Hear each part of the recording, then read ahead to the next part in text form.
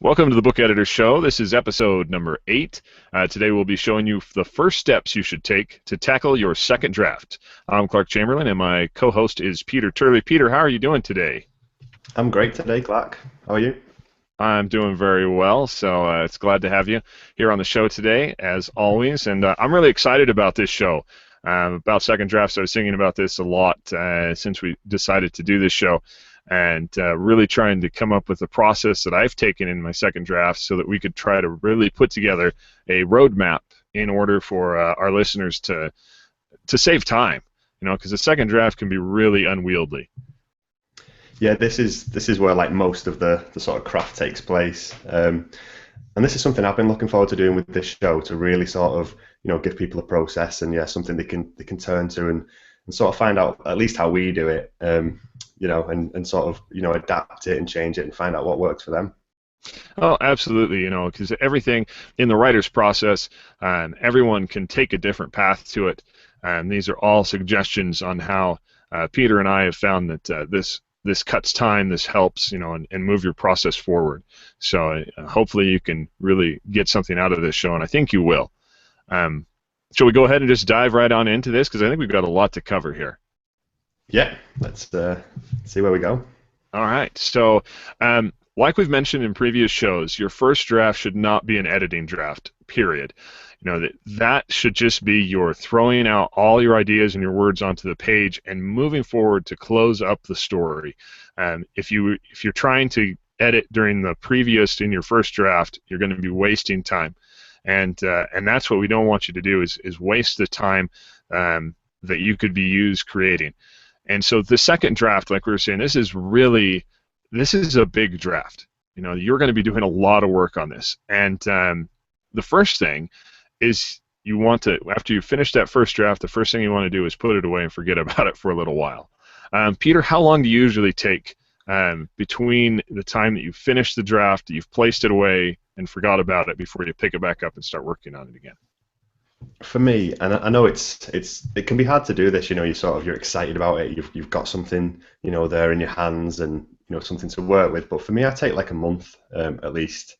Catch up with the things that you might have neglected in your life. Get outside, see some daylight. But the longer the better. But obviously, you don't want to leave it too long where you sort of you lose steam and you lose motivation. But for me, a couple of weeks to a month was a really good block of time to just get some rest myself and then also come back at it with totally fresh eyes. Yeah, absolutely, and I'm usually about the same. I mentioned off air, just shared a little story that happened to me with Another Deception, which is my second book, which was the plan had been for it to be out in December, but because it's taking over the Raven International Publishing, it completely pushed everything around and rearranged my schedule. And honestly, so I had almost a 2-month break of writing. And it was in this second, third draft stage, and I was like, oh my goodness, there's so much stuff that I need to finish on this and change on this when I finally stepped back to it. And it was fantastic to have that break, and that's what it really is. It's you're taking a break, you're letting your mind work on something else, because the mind is an amazing thing, and that subconscious is constantly working on other problems, and so it's solving the problems of your story so that when you come back to it, all of a sudden you're like, wow, I'm an amazing author. Yeah, that sometimes, like, I think that might sound strange to people when you say that your mind is always working on these things, but it really is. You sort of you go away and when you come back to it, it is like you don't even know where these ideas have come from. You've not sat down, you've not sort of tried to squeeze them out of your head. They just sort of come and everything kind of works its way together, and when you look at it, you do sort of you just see it with totally new eyes. And I know that people hear that a lot, but I can't stress it enough that it is one of the most important things to do before attempting a second draft. Absolutely. And so we've done that. We've put it away for a couple of weeks, maybe even a couple of months. We've picked it back up, and now what I really strongly suggest here is to read the entire draft aloud before you try to edit anything. You read the entire thing aloud. And the reason for this is that you can really catch a lot by reading it out loud. The funny thing is when you're writing, and or even when you're editing without reading it out loud, your mind can change because it knows what you meant, and so it can skip over things. And so when you get that chance to read it out loud, you can really see it. Because what you're trying to do here, this first step, or the second step after putting it away, you're trying to make sure that the story has complete cohesion, that it makes sense, and that the parts are fitting together where you want them to. And by reading it out loud and reading the entire thing, you're going to be able to make notes on where it's not working. That's right. It really slows you down because, as you say, when you're sort of writing something, or if you're reading it back over in your head, you can miss words. If you've omitted a word in the text, you may put that word in when you're reading it in your mind, and you might not notice that there's a grammatical error, or it doesn't make much sense. But when you read it aloud, it slows you down. Anything any mistakes you've made or any slip ups, you notice them. You can't help but notice them. Yeah, and also, just read this with a pen. If you can actually print it out and read it with a pen, that's great. If you're reading it on your laptop, that's all right too, out loud. But have a way just to mark what you're noticing, but don't change it. Again, we're not changing anything at this point. We're just making sure things are working and connected together in the right way, and to have this cohesion of story. Now, I think that you do something really cool here at this point, Peter. And you were talking about how you actually write down the scenes and the chapters on cards and organize it. Tell me more about that. Yeah, I kind of take down a small forest when I'm going through the the second draft process, because I'll print out the entire manuscript and just go nuts with the red pen, and then I'll cut. Usually it's just an A4 sheet that I cut in half, and I do like a chapter summary on each page, and I lay them all out in front of me, and it just sort of has the main sort of narrative arc kind of each chapter, and I can sort of. I need to see it in front of me, like I need to have things in my hands. Like it's so difficult scrolling through a massive sort of 80,000 word, text document. So I like to have it out in front, shuffle them around, make notes on the chapters, and it really helps sort of process things, a little bit more consciously in my mind when I'm looking at it like that. Yeah, I used to do the same thing with script writing and actually writing out the note cards. I've moved, and because I'm the same way. I used to write everything by hand first. I've actually had to develop and push myself to just using computer in order to be a little faster, because time has started to work against me. But have you ever tried Scrivener? Yes, yeah, I used that for the first draft. It was Okay. fantastic. Yeah, so because I was going to say that I really that it's kind of a melt between the two. That I can put together some note cards and ideas on there and move the scenes around, which is really nice. Um, but yeah, I totally understand that. Liking to have that out there in front of you. Um, so what are the things that we're looking for here at this point is plot holes, character arcs, emotional arcs, point of view errors, and like you said, each chapter individually looked at, to make sure that it's in its right spot. Yeah, to make sure, because you might not have, some people may not have even decided, on chapter divisions at this point. You might just have a long body of text, and it's a great way to get a feel for, where shall I end this chapter, where shall I start the next, and to make sure that that's happening in the right place. Mm-hmm. At this point, I just want to mention, it's important to understand what it is you're trying to write. And a lot of times, you get an idea in your head and you sit down and you write it and you expound upon it, and you come up with an entire story, but you really haven't decided on what it is that the story is trying to tell. And this is the point to make sure that you've really nailed this down.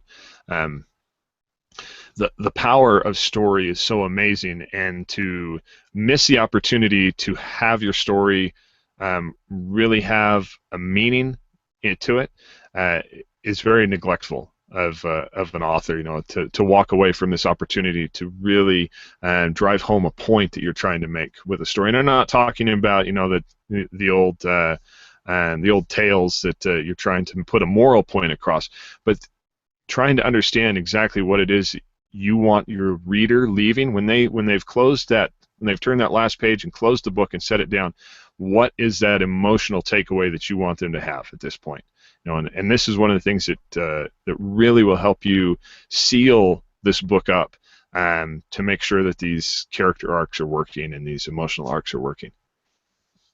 Yeah, so sort of like you kind of talking about themes and like because I think this is a great chance during the second draft to sort of see what your theme of the book is. That might have been something you decided before writing. It might have been something that just surfaced naturally through the process. But once you know what this theme is, then you can look back and make sure that you're building up to this and it's coming across. And like you said, the reader's going to take it away at the end of the book. Yeah, because it really is, an opportunity, and you don't want to miss this opportunity. So when we're talking specifically about, let's run through each one of these specifically. When we're talking about plot holes, we're talking about making sure that the story is making sense. What are some of the things that you looked for with holes in your plot? Yeah, sort of not knowing where some of the characters are. So you can get sort of halfway through a book and you've got a few main characters, a few sort of subplots going on, and then you might get really stuck into sort of one plot for like 5 chapters, and then you don't even know where the other characters have gone. You might have timeline issues, and this is where it's a great way. I have to get it down in front of me. I have to see the timelines lines. I have to see the arcs, and they're just sort of like crude scribbles, but you need to see it sometimes, to just make sure that you don't have these really basic but complex errors. Oh yeah, absolutely. That we want to make sure that everything is connecting the right way. Especially if you're doing like you're saying, if you've got a lot of lines, or not a lot of lines, but a lot of storylines going on, that you're making sure that those are tying together the right way. Because the more you put into a book, the more complicated it's going to get, and which also gives the reader an amazing, if it's done well, it gives the reader an amazing finished result. But making sure that it's connected, that's absolutely really important, unless you're trying to do some strange thing where you're only giving part of the characters in one book and part of the characters in another book, some odd George R. R. Martin type thing. We want to be raising questions like all the time in every chapter, but we also want to be making sure that we're answering those questions. And that's not to say that we can't have something that is going to go over the whole series, but we want to make sure that everything that we raise in that book that should be answered in that book is being answered. Yeah, absolutely. We've talked about this before with mystery and tension last 2 episodes ago, where you're making sure that you have a payoff, that you're tying things up because readers have an expectation for it. And this is another good time with the plot holes, is to make sure that your mystery boxes that you're placing in are being answered in a way that actually makes it worthwhile. There's nothing worse than having a Scooby-Doo ending, where you've placed all this effort into this stuff only to find out, it's like you're trying to do this twist, but really you've not set it up properly, and so the reader just is like, how was I ever supposed to know that? That's right. And I think this is where feedback's really important, because it's hard to notice these things yourself. These mistakes will be made, and we need help with this stuff sometimes. We need to pass it to a friend or several people, and a critique group maybe. So what's your process in regard to getting feedback after a first draft? Honestly, I won't do a feedback until I get through my second draft. And just for myself, it's just, I feel like that there's too much work involved because I want to put something out and I want to make sure that it's what I wanted. So I want to at least close up my plot holes. I want to at least close up the story that I was trying to tell and then give it to them. I felt like if I just finished my first draft and handed that second draft out without it being complete, that I'd be getting back things that I could clearly take care of on my own. I want to make sure that they're getting the product that I'm trying to put out. Yeah, that's true. I mean, I sometimes consider the second draft as such a large process that for me it embodies a drafting and somewhat of a rewrite, and obviously I do get feedback during those processes. But it's all down to the individual writer, and whatever works for them. Absolutely. Sure, absolutely. If you're ready to give that out at that point, that feedback can be, well, the feedback is always invaluable. So, um, but the beta readers and having them is absolutely an important step of this, and that's something you don't want to just walk away from, because I know that myself, I'm one of these odd 1% people. So my brother, he creates video games, and he has me play these video games. He's like, it's the same type of idea. It's a beta process and making sure and seeing what you think. And I'm moving around through this scrolling story he's telling in here, and I'm like, I don't understand this arrow. I feel like I'm struggling on this part, and I didn't know that I was supposed to press this arrow because it made it look like I was going backward. And he's like, you're like the 1% of the people who can't get this. So It's sometimes important to have that opinion as well. it is, and that because 1% of a large population is still a huge number. Right. If you've got a ton of people reading it, if you have 100,000 people reading your book, 1% that are getting messed up on it, that's still a huge number. So even if one person is messed up on it and turns the book away, and granted, you can't write the book for everybody, but you want to make sure that at least what you are writing is tightly done and that it makes sense. Excuse me. So, character arcs. And we've talked about character arcs a little bit before. This is the time you want to make sure that you're getting all the points that you wanted on the characters that you are having growth with. That's right. That's the key word. It's making sure that these characters, they are going through some sort of, emotional arc, and they are developing. And the reader wants to be getting to the end of the book and, seeing that this character's learned something, for the better or the worse. As long as they've gone through some sort of process that's made the experience worthwhile. And the second draft is really where all this takes place. Yeah, absolutely. And sorry, I just realized I always say absolutely at the end of everything you say. That's probably annoying to people.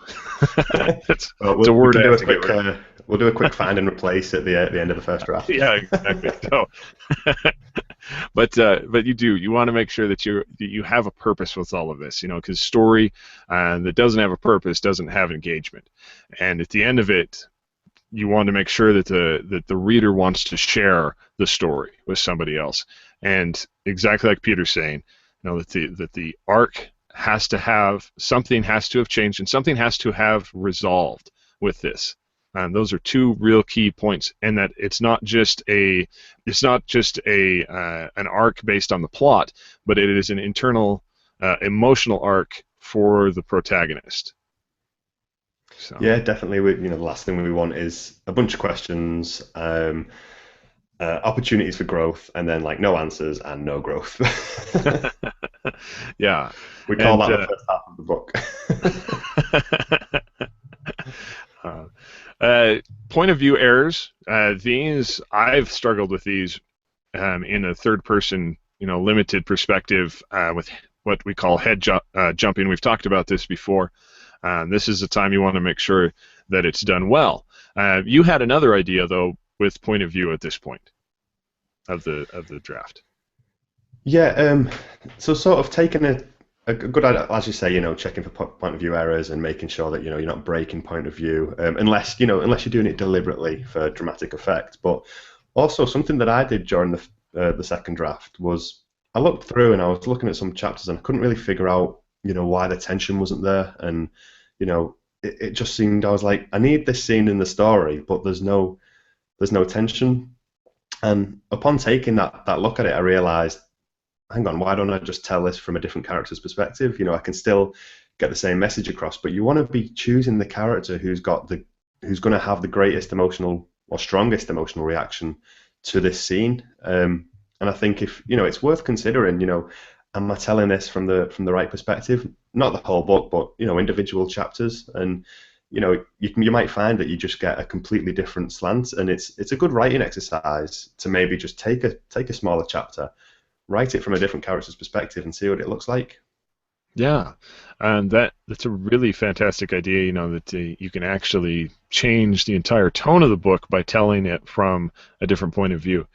Uh, Not like we said, we're talking about individual chapters here. That you can have more meaning behind it. Now, granted, first-person point of view story is not going to be able to take advantage of this, and so you're No, going to have to actually work it's harder. not. But I think a first-person point of view. I think that's a really difficult way to write. A lot of authors jump into it because they think that it's easy to keep in there. But really, at the end of the day, when you're limited to only one person's point of view, only their knowledge base, you have to work extra hard to make sure that you're hitting these emotional highs and lows. Yes, you do, and you've also got to remember that all the other characters in the novel are going to be coming through the lens of that main character. So, it's when you write first person, it's really easy to make a point of view error because you might give something across that the main character shouldn't know, and if you do that, then you've kind of strayed into third person or omniscient by giving the reader something that they shouldn't have, and that's really easy to do because there might be things that you want to get across, and you don't quite know how to do it through first person. So this is where reading aloud really comes into play. Yeah, and that you're marking all of this up. That you've done that first, going clear back to the beginning. We've put the book away, we've pulled it back out, we've read it through aloud, and you're marking it up. That you're marking up everything you're seeing. You're marking up the point of view errors. You're marking up the character arc positions. You're marking up the chapters. You're marking up poor word choice. You're using this time to do all of this so you can come back. And you can do, after you get done with that, you can come back and do this however you want. But if you wanted to just go through the book looking at point of view, if you wanted just to go through the book again, and you could do several passes on it. But you're just getting to that point where you're going through and you're actually correcting everything that you're finding here in that first read.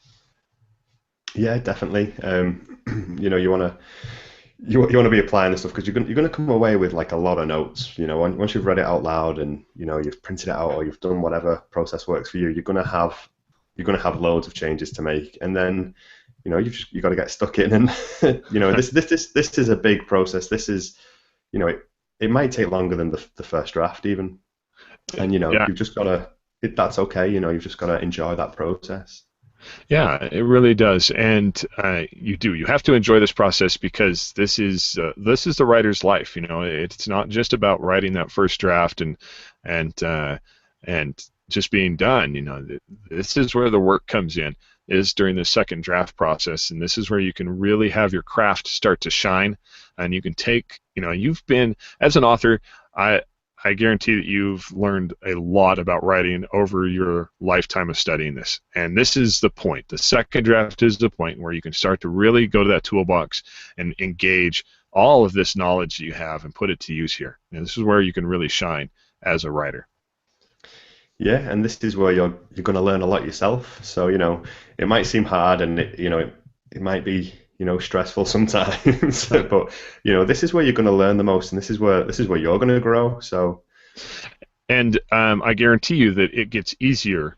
Second drafts get easier every book you finish, because when you start the first draft of the next one, you'll actually remember some of this stuff. Not that you're editing, but you've just become better at doing your point of view. So you have less point of view errors. You understand you're building your character arc, and so you don't have to work so much on that.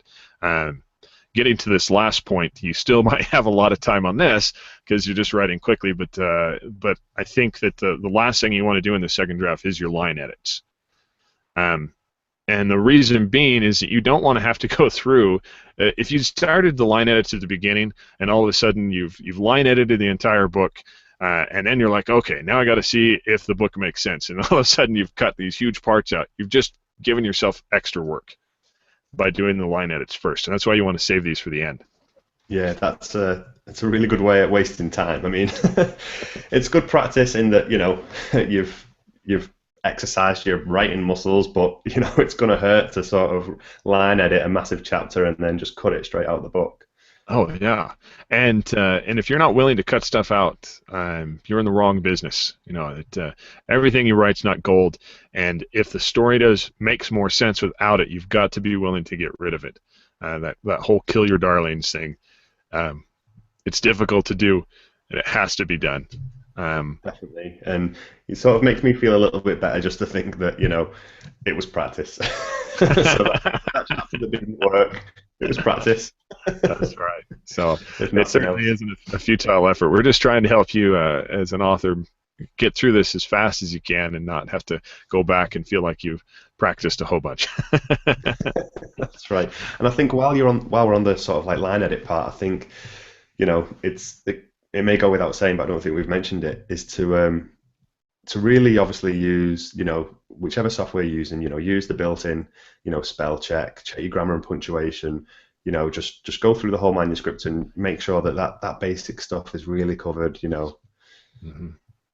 Yeah, and going clear back again to the reading out loud. This is the point, that you may have misspelled the word or misused the word. If the word has two different meaning or two different spellings, you're going to catch that. The computer's not going to catch that. You're going to catch that when you're reading it out loud, hopefully. So Yeah.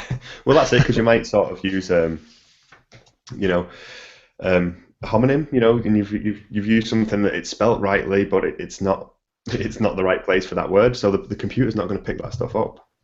yeah, absolutely. I did that with juxtapose for a long time. I had an incorrect understanding of what that word meant, and was using it the wrong way. Um, and yeah, you may think you understand what a word is. That hopefully, if you've got if you're working with an editor, they should be able to grab that and teach you that. The beta readers that you're choosing, if they have strong grammar and vocabulary, that's excellent because they could catch that for you and hopefully note that. Talking about these line edits, there are specific things that you'll want to be looking at here in your line edits, not just to make sure that the sentence is grammatically correct, but there's some words you can definitely go through and find and get rid of. And some of the ones that I look for are that. Now, that can be used and is needed. You can't just take that out everywhere, but there's sometimes that is an additional word that the sentence can work without it. I also look for the to be verbs. That's the was. These are usually verbs that end up making the sentence a passive voice, and will require you to actually rewrite the entire sentence in order to get it out of that passive voice. The ones you can get rid of quickly, of course, are very and really. And then also I go through and I look at all my ly, my adverbs, to make sure that it's a correct choice. You can have a few of them in there, but trying to limit them or eliminate them entirely is really good practice. What are some of the things, words that you look for directly, Peter? Definitely the adverbs, because it's something I tell myself in the first draft that I let myself use them like freely, because my main aim is to sort of just have the sentence say what it's saying, have the paragraph do what it's doing, and just go through it and just get it all down. So these are obviously, when your first drafts get better, and you get better at using stronger nouns and stronger adjectives. But I just think, let it happen, and then in your second draft, they're one of the real big ones to look out for, because this is where you get better at choosing the right word, and you can, you're trimming your word count, as we went over in the last episode, and you're picking better words, and you're getting your theme across through use of these words, your characters coming across. This is where choosing the right word this is where your voice is coming through, and this is something I spend a lot of time on in the second draft. Mm-hmm. And along with this line edit, we're talking about word choice again here, is making sure that you're not being repetitive in certain words, especially in small places of time. Like we're saying, when you're just when you're just really on a roll in that first draft and you're just writing things down, you will notice that you've probably used one word maybe 3 times in a paragraph. You know, and you can eliminate 2 of them. You've got 3 of them in there. You can eliminate 2 of them, or put a different word in its place. And if there's phrases that you've used, especially cliche phrases, we haven't talked directly about this is the time to start removing cliches from your book, but there are cliche phrases that maybe you've used numerous times throughout the book, and this is where you want to start looking for those and removing them and changing them. Certainly, I think because it's something we do a lot in speech. So, cliches can be acceptable in dialogue. But yeah, you want to be, a quick Google search will give you a list of the most common ones, like at the end of the day and, things like that. And, just a quick sort of use of the search tool will get these up for you. And you can, if it's in dialogue and, it works, then okay. But if you're using it as part of the prose or the narration, then, reconsider it. Yeah. You just want to be making sure that you're putting forward the strongest work that you can.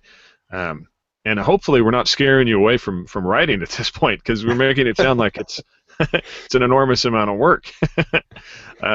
But I think the second draft really is work. It can be enjoyable though if you look at it as trying to tune it.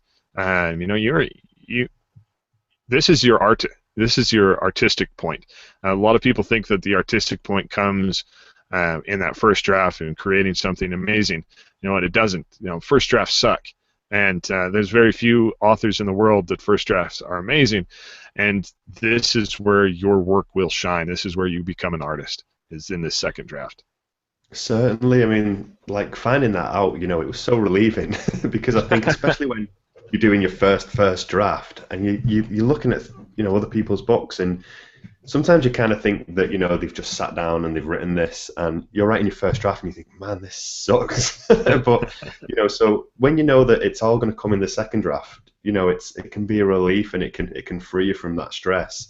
And, it's not as bad as it sounds, going through this second draft process. And at the end of the day, you're going to be putting your name to this. So, I take a certain level of pride in the second draft, and I sort of think, this is where you really get a chance to show what you're made of as a writer. Yeah, absolutely. And there's two points along with that. The first one is that this is a point for your skills at your level that you're at this time. Understand that that after you finish this book and put it out to the world, or maybe you've put it on the shelf just for yourself, in another 5 years, your skills as a writer will have dwarfed anything that you've been able to do with this. Don't feel like you need to go back and change it. You could spend a lifetime creating the perfect book, and you will spend that lifetime because you're constantly getting better. There has to be a point when you know that you've reached the skill level you're at, and you move on. And feel good with it, because this is an amazing process. Do you know that there are so few people in the world that finish a novel, let alone a well put together novel? You should be proud of your skills and what you've done and what you've accomplished with this draft. That's right, and sometimes it's interesting, especially as like a writer who's reading other people's work, to kind of see how that writer's evolved, over the course of their career, and compare their first book to the second book and to the third book. And readers can be a lot more forgiving, especially of first books, than we think they're going to be. Yeah, absolutely. That it really does, and they'll forgive you all your absolutely's. So they really will, though, and you'll get those people that are grammar Nazis, and that they'll shoot you down. But you know what? You're always going to have a critic. If you go on any, like if you go to Amazon and look at any of your favorite authors, and you take a look at your favorite book, there will still be a lot of one-star reviews. So you'll never be able to reach everybody with it. That's right. I mean, yeah, it's not to say don't do your best, but it's just to be satisfied with your best when you have done it. Absolutely. Another thing with that, so this is something I've seen in a few different forums I'm on. And we're talking about the first draft again, and they're saying this just isn't working. I'm thinking about just putting the story, just forgetting the story and starting something else. Um, and that's the point, because they're trying to be that author who writes the perfect first draft and is done with it, and that doesn't happen. And trying to encourage you as an author, if you're having struggles with your first draft, is that you just push on and you just keep going with it and finish it, and then that will allow you to come to this point, the second draft. This is where the work begins. This is where the art begins, and to really create something amazing. Don't be scared of that first draft that's not working. You're going to make it work later. Just push through. You had a great idea. Continue on and see it through to the end. Yeah, that's right. I mean, if you just keep going through doing first drafts, you're gonna be really good at writing one chapter, um, but you're never really going to learn about resolving a plot, or tying off all the plot holes and the loose ends, and you're never going to learn this stuff. So finish it.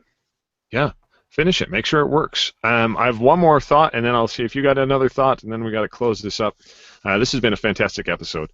But my final thought with this is that there are 3 points in here, that 3 areas in this during your second draft that you really want to pay special attention to, and that's your conclusion, your turning point, where the character gets introduced, and then the opening.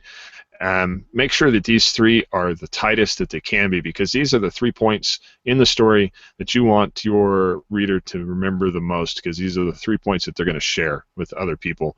That first chapter is going to engage them. That turning point that engages the protagonist to move forward in the story needs to be believable, and then your conclusion needs to have the heart that it's going to make that reader share it with somebody else. Yeah, that's right. I mean, because obviously if the inciting incident isn't strong enough and the main character could have just walked away at any point from the whole story, then the reader's going to pick up on that. So, do you have any final thoughts here for us today? Yeah, for me, I think just to reiterate, to definitely shelve it. Put it away, put it in a drawer, forget about it. You'll come at it with so much more strength than the first time round.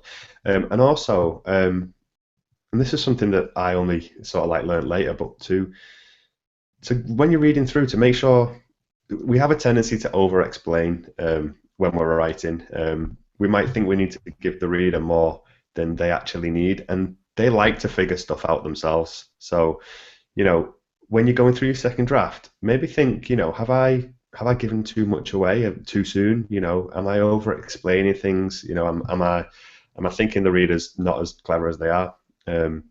This is something that I've been applying lately, and I think it's a great takeaway.